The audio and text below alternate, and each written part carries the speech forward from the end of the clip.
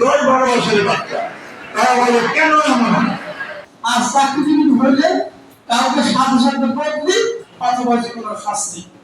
আজকে এই স্মরণসভায় আমাদের মাঝে উপস্থিত আছেন প্রধান অতিথি হিসেবে বাংলাদেশ জাতীয়তাবাদী দল বরিশাল মহানগর সম্মানিত আহ্বায়ক জনাব মনিরুজ্জামান খান ভাই আছেন আমাদের মাঝে উপস্থিত, মনিরুজ্জামান ফারুক ভাই আছেন উপস্থিত আমাদের মাঝে। বিশেষ অতিথি হিসেবে উপস্থিত হবেন যুবদল স্মরণীয় সভায় আমাদের মাঝে উপস্থিত রয়েছে ঐতিহ্যবাহী জেলা স্কুল। এই স্কুলের প্রধান শিক্ষক রফিকুল ইসলাম এবং অন্যান্য শিক্ষক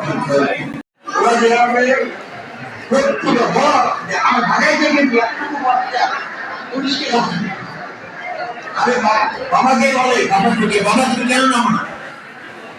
12 বছরের বাচ্চা তারা বলে কেন নামো না? এইরকম একটা অবস্থার সৃষ্টি বেশি হাসিনা করেছিল। দেশটাকে ধ্বংস করে দিয়েছে, লুটপাট করে সব নিয়ে গেছে, কিছু রাখে নাই।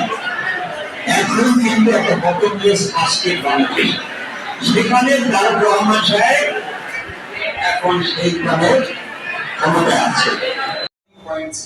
সেখান থেকে বলতে গেলে আমরা কয়েকটা জেনজি বলতে জেনজি যারা আনসিরিয়াস একটা জেনজি, যে যারা শুধুমাত্র ফোন মোবাইল মুভিজ এইসব নিয়ে বসে থাকতো, সেই জেনজি একদম সিরিয়াস হয়ে সরকার পতন পর্যন্ত একদম সরকার রাজপথে ছিল।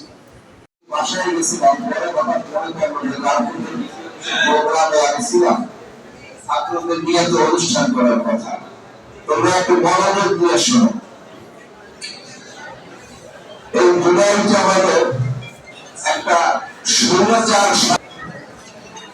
মানে শেষ পর্যায়ে ঘুরে যা হয়, যে মানুষের উপর অত্যাচারের রূপটা এত বেশি ছিল, আজকের মধ্যে সুবিধা সময় আমরা সকাল 10টায় আমরা স্মৃতি রোধে আমরা ফুল দিয়েছি।